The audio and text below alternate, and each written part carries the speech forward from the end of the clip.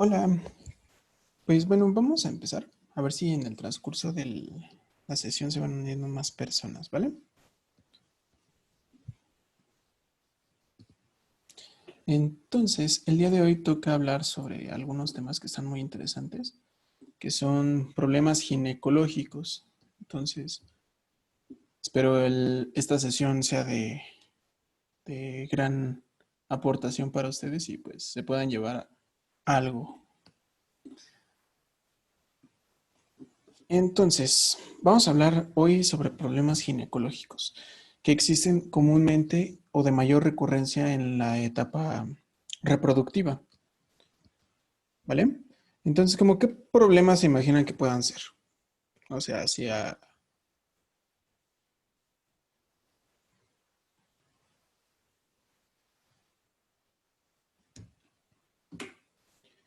algunos de estos problemas pueden ser ovario poliquístico, pólipos endometriales, miomas, endometriosis. Y algunos de estos nos van a afectar también para la concepción o también pueden poner en peligro la vida de las personas si no son tratadas adecuadamente. Entonces vamos a ver qué son, de qué se componen, cómo actúan eh, y qué podemos hacer al respecto para poder tener un buen manejo, un buen diagnóstico, un buen pronóstico y podamos darle un buen manejo, ¿vale? Para esto debemos conocer primero cómo se compone el útero. ¿Qué es el útero? Entonces, todos los problemas que hemos mencionado van a afectar directamente a este órgano.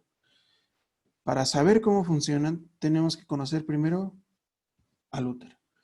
Este es un órgano único hueco que se puede decir que tiene forma de pera, invertida. Mide alrededor de 7.5 centímetros de largo, 5 centímetros de ancho y 3 centímetros de espesor.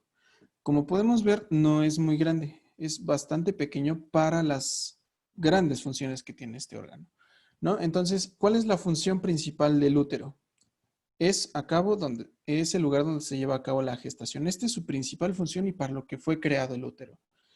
Entonces, aquí, ¿qué vamos a tener para que nuestro útero pueda concebir vida? Debe tener lugar irrigación sanguínea para que se pueda nutrir el feto que va a ser implantado en esta zona. Y bueno, aquí, bueno, tiene diferentes señalizaciones, las cuales van a ayudarnos a que el útero esté bien irrigado y también tenga buenas señalizaciones, tanto de las hormonas, porque las hormonas son las que van a hacer todo. Y como hemos visto en las sesiones anteriores, las hormonas son las que conllevan a muchos problemas y pueden ser tanto en el útero, en los ovarios o problemas ya sean meramente endocrinos. Entonces, una vez conociendo lo que es el útero y cómo funciona, vamos a poder conocer cuáles son las afectaciones más comunes. Comenzando miren, aquí está una foto muy bonita en donde podemos ver cómo es el útero realmente, qué dimensiones tiene y como podemos ver es un órgano bastante pequeño. A veces en las imágenes creemos que es más grande, sin embargo es relativamente pequeño para tan gran función que tiene y también para la expansión que va a tener durante la gestación. Entonces así podemos comenzar con el primer tema que es síndrome de ovario poliquístico. En esto sí quiero preguntar si les quedó muy claro en sesiones anteriores cómo va el sistema hormonal para que podamos comprender bien qué es lo que pasa en este síndrome. Eh, ¿Sí les quedó claro en cómo funciona o lo podemos repetir?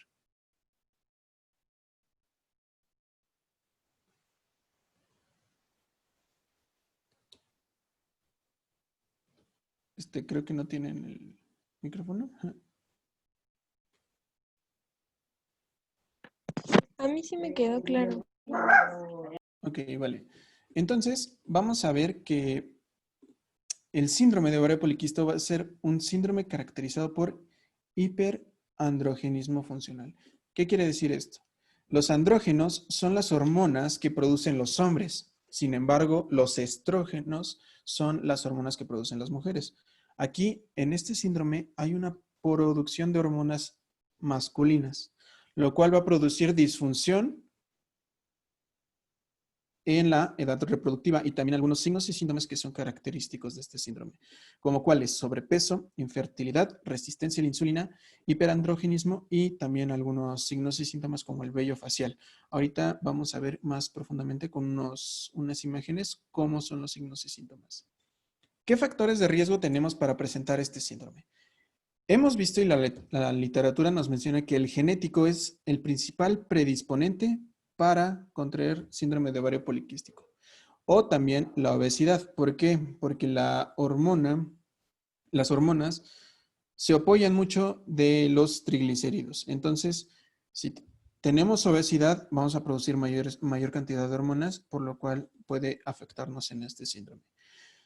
También, como dije, hay factores genéticos, pero hay eventos que ocurren durante la vida intrauterina que pueden afectarnos y puede hacer que desarrollamos este síndrome, como cuáles: hiperandrogenismo por parte de la mamá, diabetes gestacional, sobrepeso de la mamá durante el embarazo.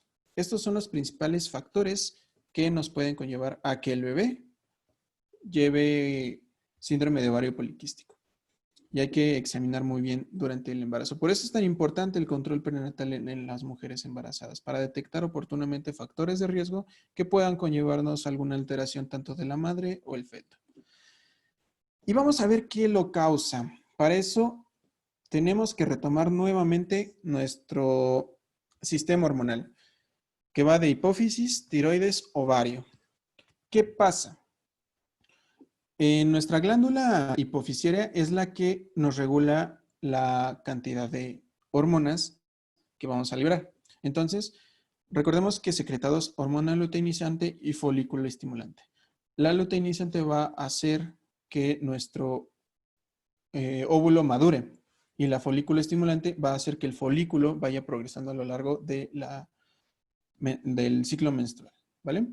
Entonces, hay un aumento en la secreción de hormona luteinizante y una secreción normal o disminuida de hormona folículo estimulante por parte de la glándula neurohipofisiaria. Entonces, aquí es donde comienza el verdadero problema. ¿Por qué? Porque esto nos va a marcar muchos problemas y nos va a dar muchas manifestaciones. Aquí, el tejido adiposo, como les dije, va a jugar un papel muy importante. ¿Por qué?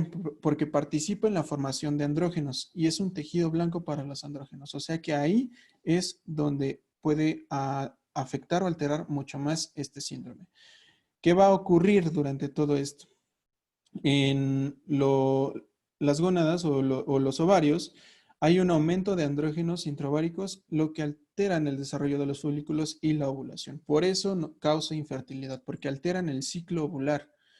Puede que se presente o no se presente la ovulación.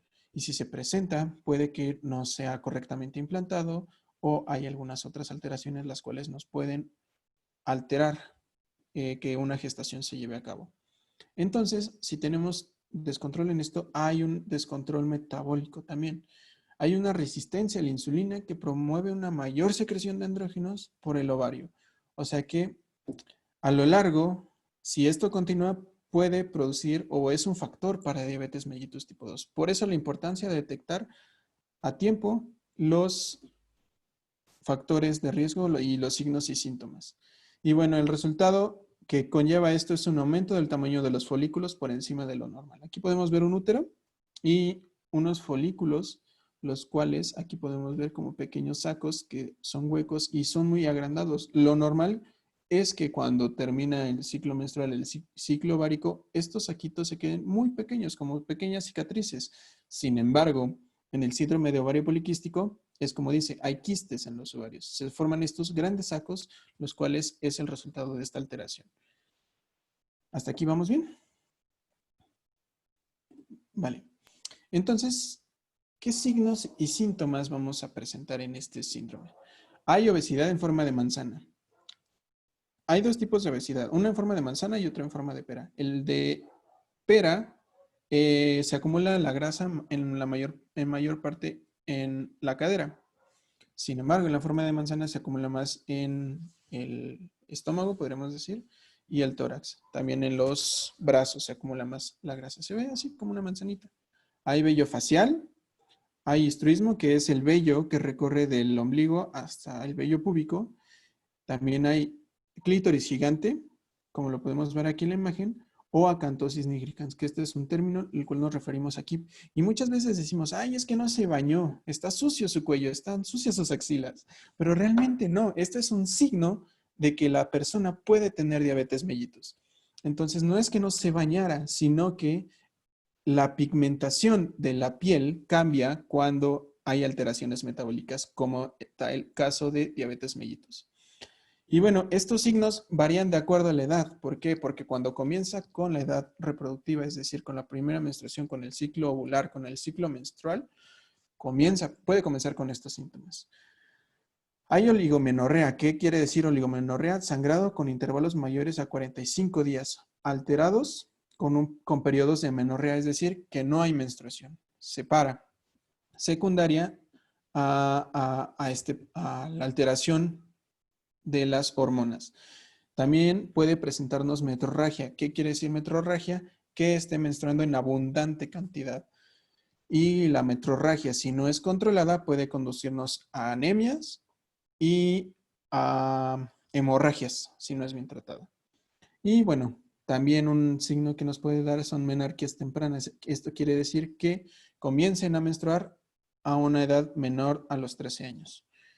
Si comienza alguien con esto, puede que tenga síndrome de ovario poliquístico y debe ser examinado, ya sea con un profesional de la salud, con un simple ultrasonido, para detectar los quistes en los ovarios y también con los signos y síntomas. Se le toma un perfil hormonal y con eso podemos saber qué es lo que está afectando y dónde está. Entonces, ¿qué podemos hacer con este síndrome? Como ya vemos, es acudir a consulta médica, siempre.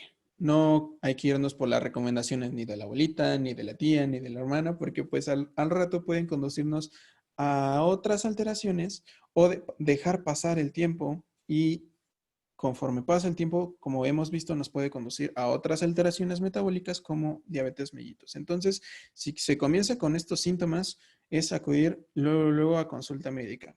¿Qué le va a pedir el médico o el personal de salud? Toma de laboratorios con un perfil hormonal y un ultrasonido para detectar los quistes. ¿Y qué se pretende con el tratamiento?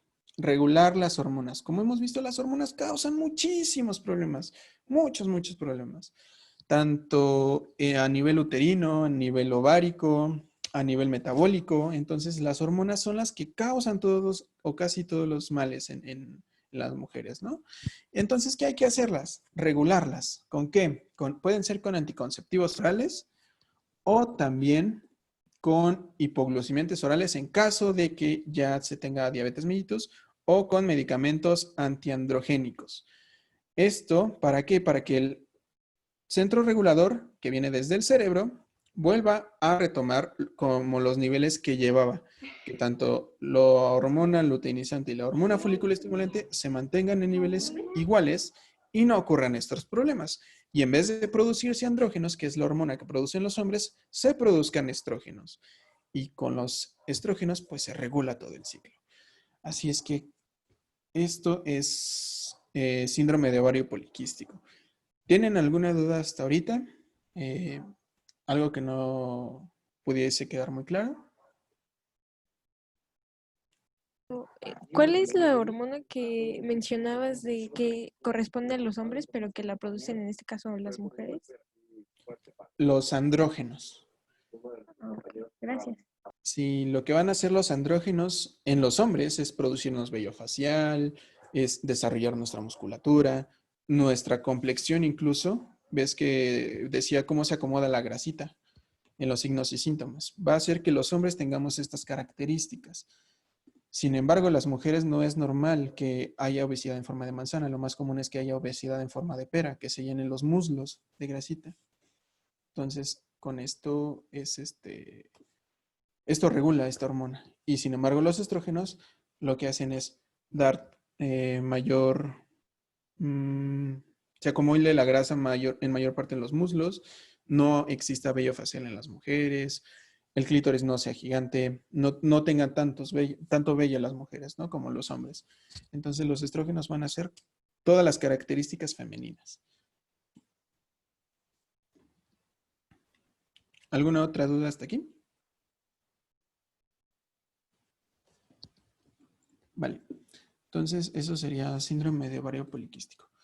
Entonces, ¿qué riesgos nos conlleva este síndrome? Bueno, que si se logran embarazar estas mujeres, ¿qué riesgos pueden tener? Bueno, síndrome hipertensivo en el embarazo, preeclampsia, eclampsia, parto prematuro, recién nacidos pequeños para la edad, y también un descontrol endocrino metabólico que, bueno, aquí nos pueden llevar, por ejemplo, diabetes durante el embarazo, diabetes mellitus a largo plazo, hipertensión a largo plazo, lo cual, si no se tratan adecuadamente, puede llevar a muchos problemas tanto para la mamá y, como vimos al inicio, los factores de riesgo también para el bebé. ¿Vale? Entonces, si se detecta a tiempo, se pueden atenuar los signos, síntomas, los factores de riesgo para que todo esto pueda conllevar a un buen embarazo y también se puede llevar una buena calidad de vida durante todo este proceso. Entonces, sí es muy interesante el síndrome de ovario poliquístico, sí es de mucho razonamiento también. Es un poquito complejo a la primera entenderlo, pero si nosotros comprendemos bien cómo funciona el síndrome de ovario poliquístico, podemos prevenir muchas enfermedades a largo plazo durante el embarazo y durante la vida reproductiva de la mujer. Entonces, vamos con el siguiente. Bueno, era un descansito, pero creo que no me tardé ni media hora en esto. Esta es una clase un poquito más fluida porque son temas cortos. Entonces, si gustan participar también en esto o algo así, estaría súper bien. Entonces, el siguiente son los pólipos endometriales. ¿Alguien ha escuchado hablar de pólipos o ha conocido a alguna persona que les dijera, ay, tengo un pólipo?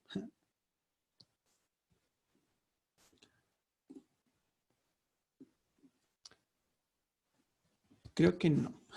Entonces, vamos a hablar un poquito de pólipos. ¿Qué son los pólipos? ¿Por qué salen los pólipos? ¿Qué afectaciones nos dan los pólipos? Pues bueno, los pólipos endometriales son, por decirlo así, tumoraciones benignas. No quiere decir que tengan cáncer, sino son tumoraciones que salen debido a un descontrol endocrino metabólico por las hormonas nuevamente. Entonces, ¿de qué van a estar hechos estos pólipos endometriales? De glándulas, estroma y vasos sanguíneos. ¿Por qué? Porque recordemos que en el útero, la parte más interna, está el endometrio. Entonces, en el endometrio, va a tener muchísimos vasos sanguíneos. ¿Para qué? Para que si se implanta un óvulo, pueda aquí tener la suficiente nutrición para que pueda crecer y desarrollar un feto durante la gestación. Pero ¿qué pasa cuando no hay bebés? ¿Qué pasa cuando hay un descontrol hormonal? Salen pólipos. ¿Por qué? Porque ese útero jamás fue usado para lo que realmente se creó, que era gestar. Entonces, útero que no da bebés, da miomas o da pólipos. Así que, ¿cuáles son las causas? Genéticas, sí, son genéticas, pero no es el mayor predisponente. Suelen ocurrir entre los 40 y 50 años. Terapia hormonal también puede ocasionarnos. ¿Por qué? Porque recordemos que todo este ciclo menstrual hormonal es regulado por las hormonas. Algunos medicamentos y el mayor, no tener hijos. Entonces, estos son los factores que nos pueden crear pólipos durante la vida. Y esta es la edad en que comúnmente se suelen presentar, pero repito, depende mucho de los otros factores, la terapia hormonal o algunos medicamentos que nos puedan afectar. Entonces, ¿qué signos y síntomas nos dan los pólipos? ¿Cómo podemos saber si hay un pólipo? Hay sangrado vaginal. Esto suele ocurrir en personas, como ya dije, de 40 a 50 años, posterior a la menopausia. Hay sangrado intermenstrual también si es que está menstruando la persona. Sangrado postcoital, en donde no esté en el ciclo menstrual o no esté en los días de la menstruación. O también puede presentar infertilidad. Es que tengo muchos problemas para embarazarme. Es que tengo abortos recurrentes. Bueno, esto puede ser porque hay un pólipo y el pólipo ocupa un espacio que no puede ser ocupado por el feto. Entonces, cuando no hay espacio, se puede desprender y hay un aborto, ¿no? Y lo más importante en estos, para reconocerlos, es que no duelen. Los pólipos difícilmente duelen. ¿Por qué? Porque están en el endometrio y en el endometrio no hay como tal nervios. Entonces, si al no haber un sistema nervioso ahí, no duelen. ¿Cuál es el tratamiento para los pólipos? Pues bueno, hay diferentes y depende de cuántos pólipos se tenga en el útero. Y también hay tamaños de pólipos. No es lo mismo un pólipo que mide unos 2 milímetros a un pólipo que ya mide 5 centímetros. Recordando que el útero es un órgano que mide entre 7.5 centímetros de longitud. Entonces es un pólipo enorme para un útero, ¿no? Y también aquí depende del tratamiento. Conservador. Eso quiere decir que va a mantener el útero. Puede ser con tratamiento farmacológico. Si vemos que las hormonas son las que nos van a desarrollar todos estos problemas, entonces, ¿qué tenemos que hacer? Regular las hormonas. ¿Con qué? Bueno, aquí podemos usar, por ejemplo, tratamientos con estrógenos, porque la progesterona es la que comúnmente nos desarrolla pólipos o miomas. Entonces, con estrógenos vamos a inhibir el ciclo menstrual y con esto vamos a inhibir el crecimiento de los pólipos. También hay conservador quirúrgico, retirando el pólipo. Por ejemplo, aquí tenemos una imagen aquí abajo en donde se está retirando un pólipo. Y en esta imagen de acá arriba podemos ver cómo es un pólipo. ¿Ya vieron? Aquí están muy irrigados, muchos vasos sanguíneos porque están en el endometrio. Y hay quirúrgicos no conservadores. Por ejemplo, si la mujer decide ya no tener más hijos o si llegó a una edad en la que de plano ya comenzó con la menopausia, ya no va a tener hijos, entonces, ¿por qué no puede optar por un tratamiento quirúrgico no conservador? Además, si el pólipo es muy grande. Esto quiere decir una histerectomía, le retiran el útero y únicamente se quedan trompas de falopio, ovarios y vagina. Y se quita el útero si está muy grande el pólipo. ¿Y qué consecuencias nos puede tener pólipos durante la edad reproductiva? Dificultad para la concepción. Como ya había dicho, son personas que difícilmente se pueden embarazar, son personas que tienen abortos recurrentes, si el pólipo es muy grande, o también con la menstruación, este pólipo, como está en el endometrio, que se desprende durante la menstruación, el endometrio. Va a sangrar mucho, va a tener periodos de metrorragia. Entonces, si sangra mucho durante la menstruación puede conllevar un problema de anemia. O si es muy grave y tiene otros problemas de la coagulación, puede incluso tener hemorragias. Así que es muy importante saber identificar los signos y síntomas. ¿Para qué? Para que puedan ser tratados oportunamente. ¿Alguna duda hasta aquí?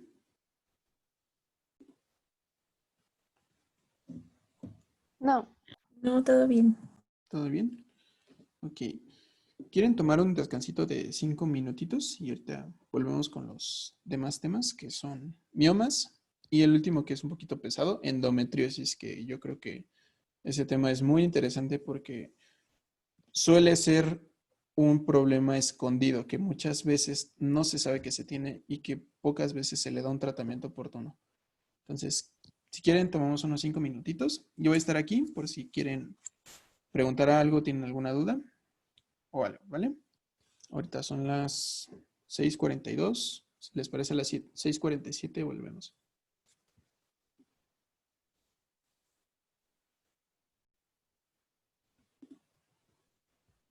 Sí, está bien, gracias. Vale.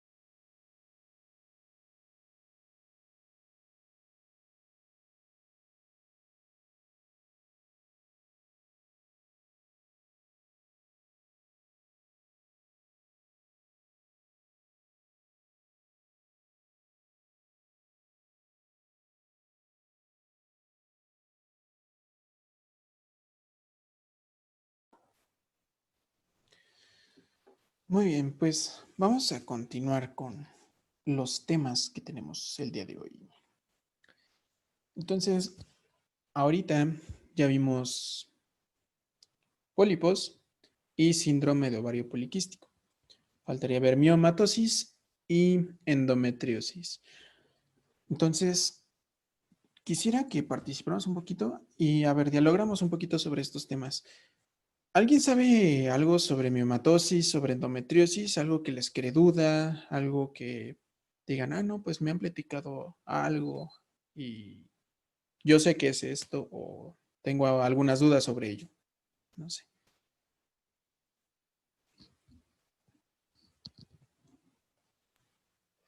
Pues a mí me gustaría saber por qué se forman los miomas. Vale. ¿Alguien más? Pues yo sí he escuchado un poco más sobre la endometriosis. Sé que hay 4 fases, bueno, según lo que he escuchado, y creo que la cuarta fase es como pues la más fuerte y dolorosa hasta donde sé. He escuchado que a pesar de que se hagan cirugías, no siempre se logra que se elimine la endometriosis por completo. Y, y pues normalmente son como cirugías muy invasivas las que se hacen. Muy bien. Sí, en efecto, tienes la idea de lo que es endometriosis y con un poco del tratamiento. Pero sí vamos a esclarecer un poquito más sobre este tema. Vamos a comenzar primero por miomatosis uterina. ¿Qué son los miomas? Los miomas son parecidos a los pólipos, sin embargo, que los pólipos únicamente crecen en el endometrio. Los miomas crecen en el músculo, o sea, en la segunda capa del útero, la capa más gruesa, el músculo. Por eso, mio es de músculo, miomatosis. Hay diversos tipos de miomas que pueden crecer en esta área. Miomas que pueden crecer al interior, que se pueden extender al interior. Miomas que crecen directamente en el músculo. Miomas que pueden salir al exterior, que crecen en el músculo, pero salen al exterior, pero en la cavidad abdominal. Y dependiendo el tipo de mioma y cómo se forma y qué tamaño tiene, son las alteraciones que nos puede dar el mioma. Entonces, este problema, no se preocupen si son personas jóvenes, porque aparecen en un 60% en las mujeres alrededor de los 40 años y 80% en las mujeres antes de los 50 años de edad. Y bueno, ¿pueden aparecer durante la edad reproductiva? Sí, sin embargo, no es muy común. Y también puede ocasionarnos problemas de infertilidad, por lo mismo que hablábamos con los pólipos, porque ocupan un espacio dentro del útero o en un segmento del útero, lo cual puede alterar la implantación de este óvulo fecundado o del crecimiento uterino. Entonces, tenemos que conocer para esto los antecedentes heredofamiliares. Si su mamá, su abuelita, su tía, su hermana, su prima ha tenido un problema de mioma. ¿Por qué? Porque hay una carga genética la cual nos puede predisponer a que se presente este problema. Pero también nos pueden predisponer que ocurra la miomatosis. ¿Por qué? Por el inicio de la menstruación alrededor de los 10 años, problemas ya con el ciclo hormonal nuevamente, maternidad temprana también, menor a los 25 años, que es la edad que se supone comienza la edad reproductiva en donde el cuerpo está realmente preparado para sostener y llevar a cabo una gestación. O también hay algunos fármacos que nos pueden conllevar a problemas de miomas. Por ejemplo, tratamientos para embarazarse que conllevan mucha progesterona, también nos pueden conllevar este tipo de problemas. ¿Qué es lo peligroso con los miomas? Que los miomas, si bien es algo benigno, si no son cuidados o tratados, pueden convertirse en algo maligno. Pueden ser ya un problema cancerígeno. Entonces hay que tener un poco de cuidado con los miomas. Estar muy al pendiente de su crecimiento, estar muy al pendiente de si se tienen miomas, qué tipo de mioma y dónde está el mioma, para saber qué es lo que ocurre. ¿Qué signos y síntomas nos pueden dar los miomas? Depende de su localización, como había dicho en un inicio. Puede aparecer un sangrado normal si es que está dentro de la cavidad uterina o en la pared uterina. Dolor pélvico si está por fuera de la cavidad uterina, pero dentro de la cavidad abdominal. ¿Vale? Entonces, al estar afuera, puede rozar con algunos órganos o una capa interna del abdomen, la cual puede provocar dolor, la cual está muy, muy inervada esta parte. Y también, como les decía, la progesterona es la que puede provocar el crecimiento del mioma. Entonces, cada vez que se tenga el ciclo menstrual, cada vez va a crecer un poquito más el mioma. Entonces, ¿cómo podemos evitar que el mioma crezca demasiado? Con, bueno, tratamiento farmacológico, hormonas. Por ejemplo, los estrógenos. O se les puede poner un DIU o un implante subdérmico. Y con esto podemos tener buenos resultados para controlar el crecimiento del mioma, porque va a inhibir el proceso ovárico y el proceso ovulatorio, que diga, y el proceso menstrual, por lo cual va a impedir que se secreten estas hormonas y por lo cual va a impedir el crecimiento del mioma. Hay otros tratamientos ya, por ejemplo, si el mioma está muy grande, puede ser quirúrgico conservador, que nada más extirpa el mioma. Y por ejemplo, aquí tenemos algunos ejemplos de cómo se ven los miomas. Pueden ser de muy, muy grandes, muy pequeños. No importa, se puedan retirar. O quirúrgico no conservador. Esto ya depende si la mujer está satisfecha con los hijos que tiene o si ya está en una edad, por ejemplo, en la menopausia, y ya no quiere, ya no puede o la mujer ya no quiere tener hijos, se le puede retirar el útero, una histerectomía, y bueno, así también se acabaría con los problemas de miomas. Aquí podemos ver, por ejemplo, cómo extraen un útero. Espero que no tengan estómago muy, muy débil. Y aquí podemos ver el útero. Y aquí, estos pequeños cuernitos que se ven son miomas, los cuales le han salido a lo largo del tiempo. Y seguramente dentro del útero hay miomas de este útero. Recordemos que útero que no da bebés, da pólipos o da miomas. Entonces, es bueno que las mujeres tengan bebés a lo largo de su vida porque el útero fue creado para eso, para desarrollar vida, para albergar un producto de la concepción, ¿vale? Entonces, hay que tener muy en cuenta este aspecto.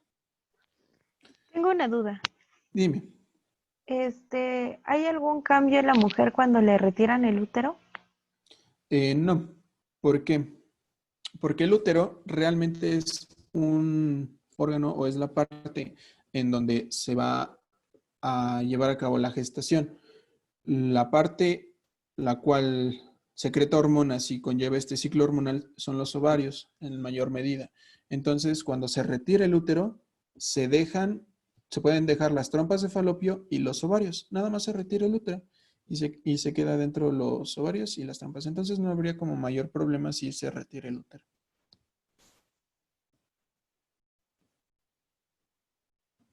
¿Alguna otra pregunta hasta aquí? No, gracias. Vale. Entonces, ¿qué repercusiones nos dan los miomas?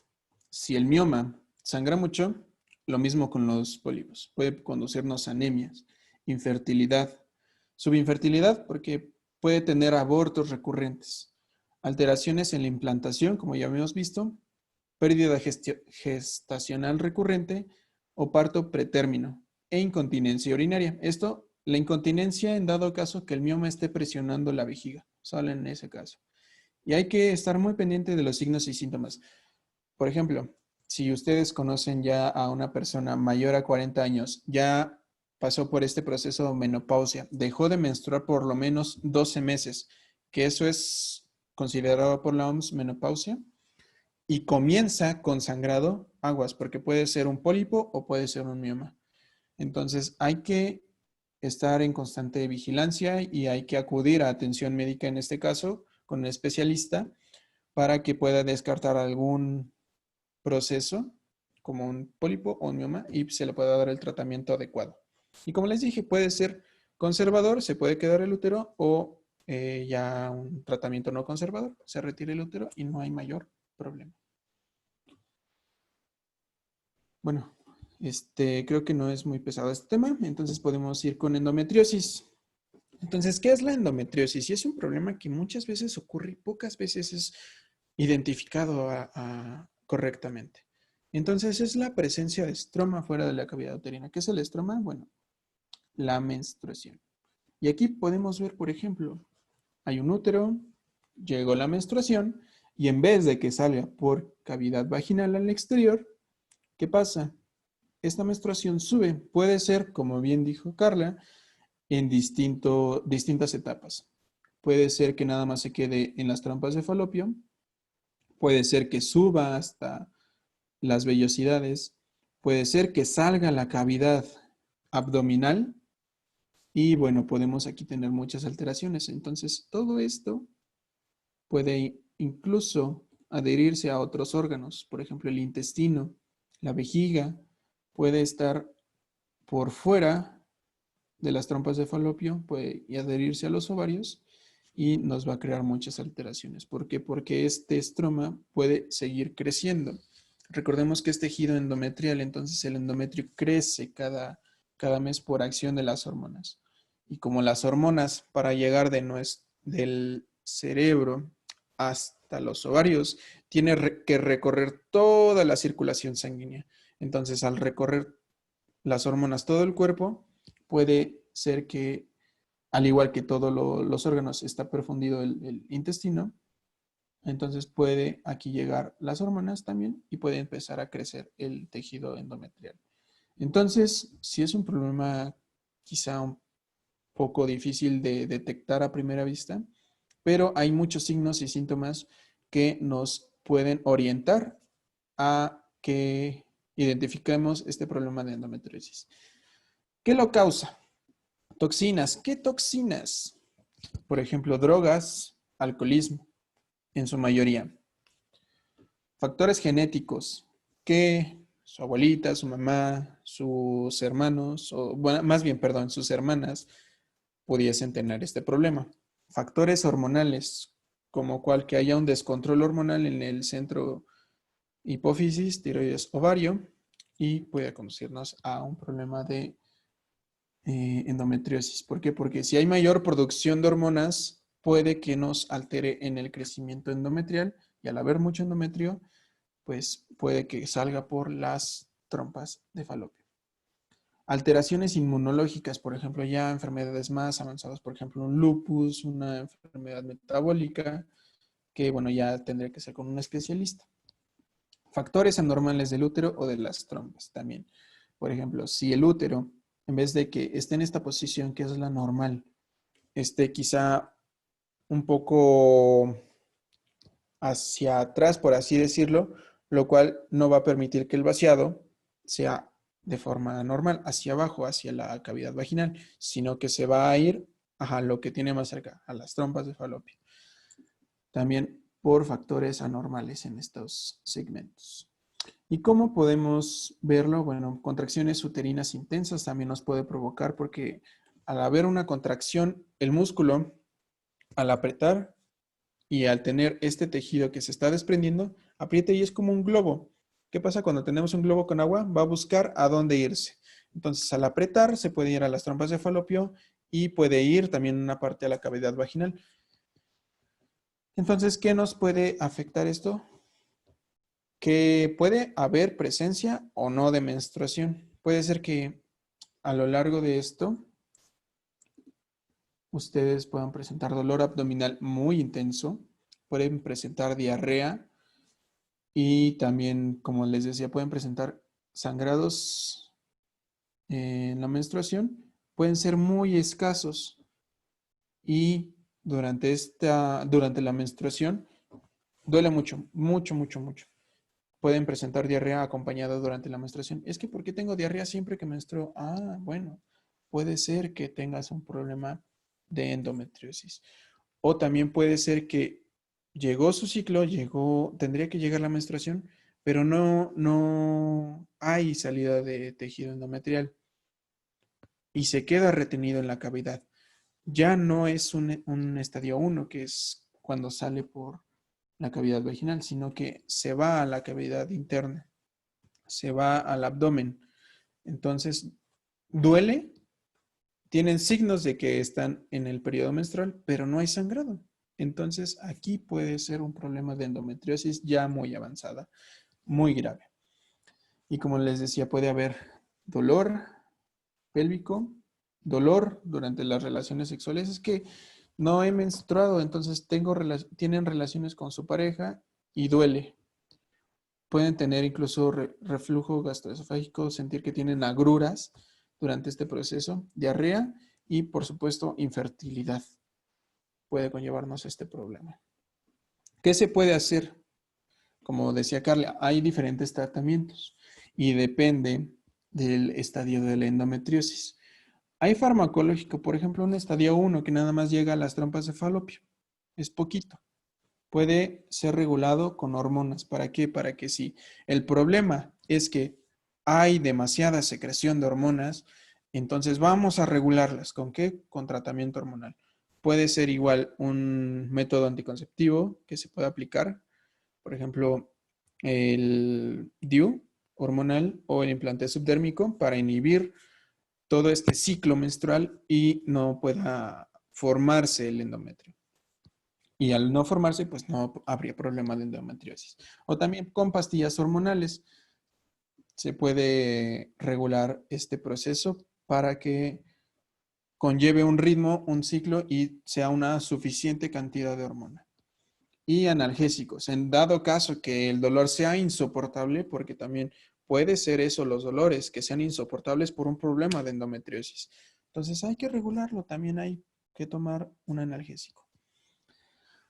Y pueden haber otros tipos, por ejemplo, si el problema es que hay demasiado endometrio, por ejemplo, hay extirpación de las placas por legrados. Los legrados usualmente se ocupan o se piensa que son nada más para abortos. Y no, los legrados, por favor, recuerden esto siempre. Un legrado es un procedimiento médico-quirúrgico que debe realizarlo una persona especializada en realizar este procedimiento porque conlleva muchísimos riesgos un legrado. Entonces, sí es un buen tratamiento para la endometriosis. ¿Por qué? Porque una legra, quiero informarles que es este instrumento que vemos aquí, en esta parte de aquí arriba tiene como si fuera unos cuchillitos, como si estuviera un tenedor como curvado. Entonces, ¿qué es lo que va a hacer? Encajarse y barrer todo el endometrio. Va a jalar, va a desprender todo eso. ¿Con qué fin? Arrastrar todo y llevarlo hacia la cavidad. Esto se hace, por supuesto, con analgésicos. Se les pone un bloqueo, pero sí hay que recordar que es un procedimiento que conlleva muchos riesgos. Igual para los abortos, igual lo mismo. ¿Vale? Entonces sí hay que tener en consideración esto. Que la práctica de un aborto o un legrado no es algo sencillo. Y también hay otros tipos de tratamientos quirúrgicos no conservadores. Por ejemplo, retirar el útero, una histerectomía. Como vemos aquí, se dejan las trompas, se dejan los ovarios y nada más se retira el útero. Entonces ya no habría mayor problema. Y pues creo que eso sería todo. ¿Alguna duda? ¿Alguna aportación que quisieran hacer?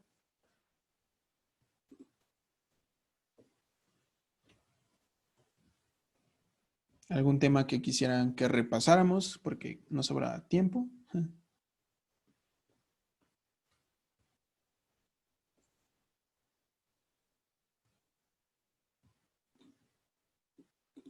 ¿Alguien? Yo, por favor. Sí. Llegué un poquito tarde, no sé si pudieras repetirme el tema de Síndrome de ovario poliquístico. Claro que sí, con mucho gusto. Tenemos tiempecito para repetir el tema. Entonces, de los otros temas, algo que no les haya quedado claro, alguna duda. No, todo claro. Vale. Entonces, como vimos, bueno, son diferentes temas. Todas estas alteraciones ginecológicas van a afectar meramente al útero, como vimos. Entonces, como les decía en un inicio, el útero es un órgano único, es hueco, tiene forma de pera invertida y mide alrededor de 7.5 centímetros de largo, 5 centímetros de ancho, 3 centímetros de espesor, que es lo que mide el músculo uterino. La función principal de este es albergar la gestación, producir la gestación, un lugar donde se puede implantar el óvulo fecundado. Este va a tener irrigación sanguínea que va a derivar, bueno, ya de unas arterias que conllevan al útero. Y también va a ser regulado el endometrio por las hormonas que secretan los ovarios y el cerebro, ¿vale? Entonces, conociendo cómo está el útero, y lo vemos aquí en esta imagen, si la podemos visualizar, como vemos, es muy pequeño. A veces en las imágenes creemos que es un poco más grande de lo que realmente es, pero no, es un órgano bastante pequeño, el cual conlleva muchos procesos que pueden poner mal a una mujer o que puede llevar una gestación. Y es muy importante. Imagínense, un útero así de pequeño puede crecer hasta 32 centímetros en toda la gestación. Es impresionante la capacidad que tiene el útero de expandirse. La verdad es que mis respetos para ustedes como mujeres. Entonces, ¿qué es el síndrome de ovario poliquístico? Es un síndrome caracterizado por hiperandrogenismo. ¿Qué quiere decir esto? Los andrógenos son las hormonas que producen los hombres, que dan las características a los hombres. Por ejemplo, la voz masculina, el vello facial, la forma en cómo se acomoda la grasita en los hombres, también eso regulan los andrógenos. Entonces, cuando se producen andrógenos en las mujeres, pueden tener algunas características masculinas.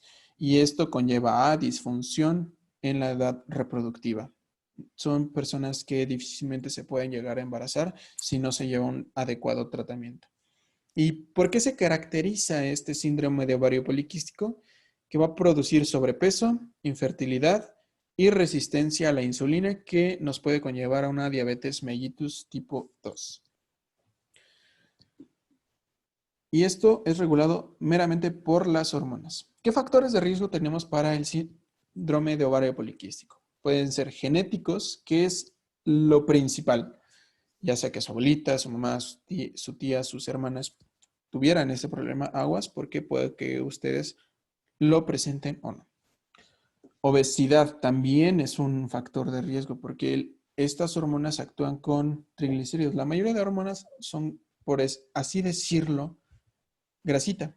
Entonces, como actúan con estos triglicéridos y están hechos de estos, puede que haya alguna alteración si se presenta obesidad.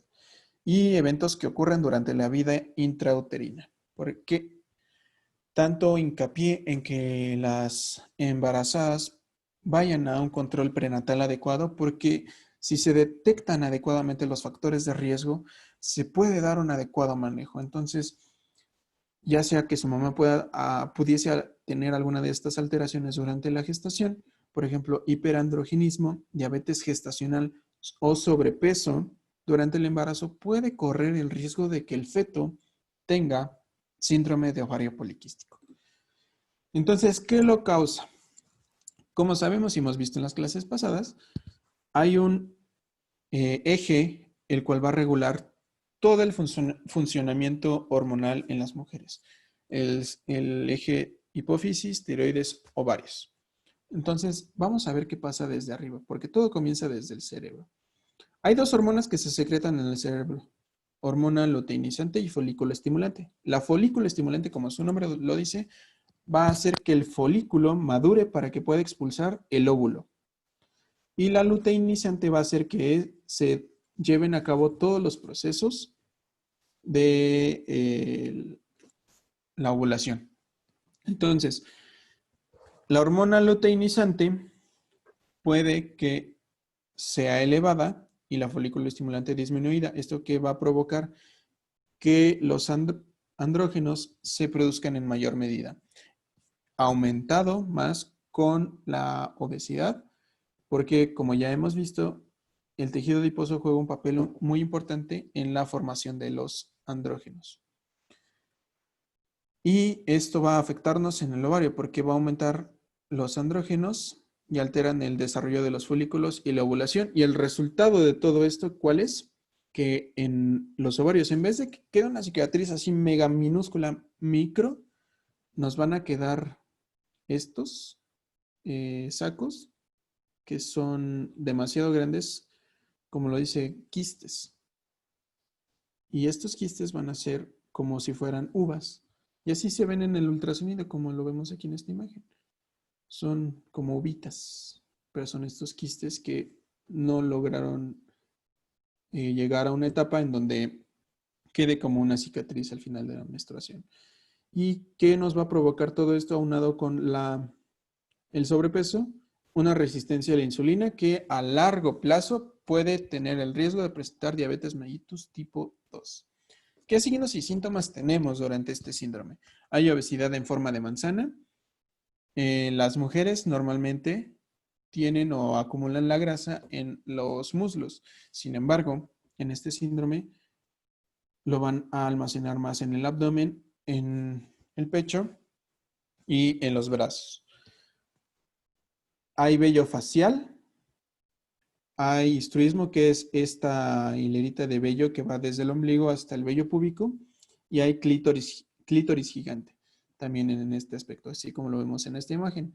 Y ya si se desarrolla diabetes mellitus tipo 2, puede haber acantosis nigricans, que es esto negrito que vemos en el cuello o en las axilas. Y es que dicen, ay, esa persona no se bañó, esa persona viene bien sucia del cuello, se nota que no se bañan. Y no, realmente son personas que pueden tener un proceso de diabetes mellitus tipo 2 ya avanzado y ocurre esta pigmentación en el cuello. Entonces, no es que no se bañen, simplemente que su piel ha cambiado de color por acción de la diabetes. Entonces, los signos y síntomas varían de acuerdo a la edad. Puede también presentar oligomenorrea. ¿Esto qué quiere decir? Que son sangrados con intervalos mayores de 45 días. Estos con periodos de amenorrea, es decir, menstruan, por ejemplo, hoy. Pasan 45 días sin que menstruen y vuelven a menstruar. O pueden ser periodos muy prolongados en que no menstruen. A eso se refiere la amenorrea. Y el sangrado que lo podemos, ¿cómo es el sangrado cuando llega a la menstruación? Es abundante, muy abundante. Entonces hay que ver si se presentan todos estos signos y síntomas y cómo es el sangrado. Y otro factor de riesgo es que comiencen con la menstruación menor a los 13 años. ¿Qué se puede hacer para tratar el síndrome de ovario poliquístico? El primero, y como todo, es acudir a una consulta médica o con un personal de salud capacitado, el cual les va a tomar laboratorios, un perfil hormonal para ver cómo están sus hormonas y también un ultrasonido para confirmar que, como ya les enseñé al inicio, en su ovario se va a ver así como unas uvitas. ¿Y qué es lo que podemos hacer? Bueno, si está en unas primeras etapas o si no es muy marcado o también en cualquier etapa del síndrome, lo principal es regular las hormonas, porque si las hormonas están todas descontroladas, todas locas, entonces nunca se va a poder hacer nada. Lo principal es regular las hormonas. ¿Con qué? Con anticonceptivos orales. Esto sería lo ideal. ¿Para qué? Para que la hormona luteinizante y el folículo estimulante se mantengan en niveles adecuados, hacia a la par. No una más, no una menos. Y también ya si hay diabetes mellitus, se dan hipoglucemiantes orales. O ya si hay una diabetes mellitus más avanzada, se puede manejar con insulinas. Que también las insulinas tienen muchos mitos, que espero algún día dar una clase sobre eso a personas que estén interesadas en diabetes y se pueda dar. Y también hay medicamentos antiandrogénicos, ¿vale? Que esos ya serán por medio de consulta.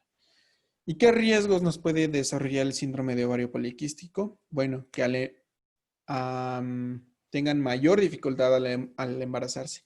Y si se embarazan, tienen muchísimos riesgos, como cuál, pérdida de la concepción, abortos, diabetes gestacional, síndrome hipertensivo en el embarazo, preeclampsia y eclampsia, que son síndromes hipertensivos, parto prematuro, recién nacidos pequeños para la edad, un descontrol endocrino metabólico y sobre todo, pues, este descontrol hormonal, ¿no? Y sobre todo se pide un buen control prenatal para que podamos detectar oportunamente estos factores de riesgo y el producto de la gestación no conlleve más riesgos o pueda desarrollar alteraciones metabólicas como esta, ¿no? O neuroendocrinas. Entonces, esto a grandes rasgos es síndrome de ovario poliquístico. No sé si tengan alguna duda en este punto o en puntos anteriores. No, ninguna. Ninguna. Entonces, así podemos ver este síndrome y es un poquito complejo entender cómo van las hormonas, cómo se regulan, cómo están, pero con que vean los signos y síntomas y de verdad se traten adecuadamente en cualquiera, ya sea en el síndrome de ovario poliquístico, miomas, endometriosis, pólipos, se puede tener un adecuado manejo, un adecuado tratamiento y se puede llevar una buena calidad de vida. Entonces, sí es muy importante reconocerlos y acudir a una consulta médica en dado caso que se requiera. Entonces, eso a grandes rasgos son alteraciones ginecológicas que nos pueden presentar durante una edad reproductiva o después de la edad reproductiva. Cabe mencionar que algunos de estos problemas, como por ejemplo la endometriosis, puede ser también exacerbada por algunas infecciones cérvico-vaginales que nos pueden llevar a muchas alteraciones. Entonces, eso es de lo que va a tratar nuestra siguiente sesión. Infecciones más recurrentes en la edad reproductiva, cómo se presentan, cuáles son los signos y síntomas y qué podemos hacer para disminuir el riesgo de contraer una infección, ya sea de transmisión sexual o una simple infección, ya sea por mala higiene o porque pasó algo y ya se tuvo una infección vaginal de cualquier tipo. Entonces, de eso va a tratar nuestra siguiente sesión por si gustan participar. ¿Vale? Entonces, comentarios, dudas, sugerencias que nos puedan decir. Yo tengo una duda. Sí. Bueno, en la parte de los miomas, creo que fue ahí, habías comentado que podía ser, creo que genético, que tuviéramos, bueno, más bien que viéramos si alguien, si nuestra mamá o hermano o alguien de nuestra familia ha tenido un mioma, entonces podía significar que nosotros también. Pero si en este caso una de mis tías por parte de mi mamá fue quien lo tuvo, o bueno, sí que lo tuvo y que incluso fue un mioma demasiado grande, le decían que parecía un bebé de 3 meses, creo. Entonces, ¿qué posibilidad habría que alguien, mi hermana, por ejemplo, o yo, o incluso mi mamá también, lo llegara a tener? Muy buena pregunta. En este caso, en hermanas sería un 50% de probabilidad.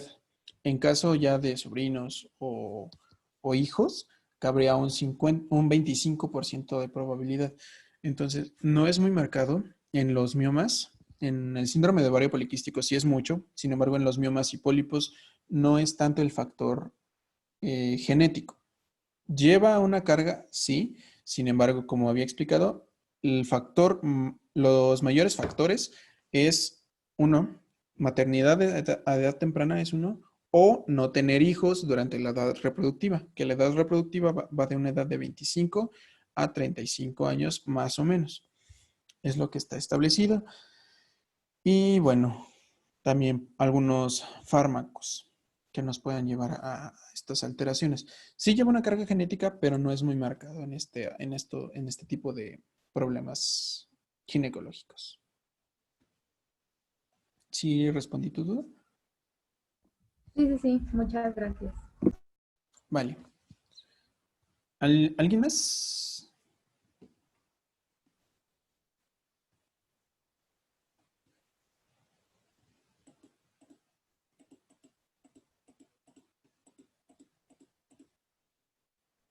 Mm, Pues si no hay dudas o así, entonces creo que sí, terminaríamos la sesión de hoy. Entonces les invitaría a que en la siguiente sesión puedan acompañarnos. Va a estar muy interesante. Son infecciones cervicovaginales que nos pueden conllevar a alteraciones muy graves, por ejemplo, enfermedad pélvicas inflamatorias y problemas también para la concepción o alteraciones en las trompas de falopio secundarias a las infecciones. Podemos ver que también este problema es un poco no muy atendido o no muy claro o poco valorado luego cuando se tienen infecciones que dicen, ay, no, voy al médico ya después. Pero al rato conlleva muchas alteraciones que sí son un poco complicadas. Entonces, las invito a que puedan participar en la siguiente sesión y espero esta les haya servido de mucho. Y sin más, pues, muchas gracias. Gracias. Gracias, hasta luego. Hasta luego. Gracias. Hasta luego.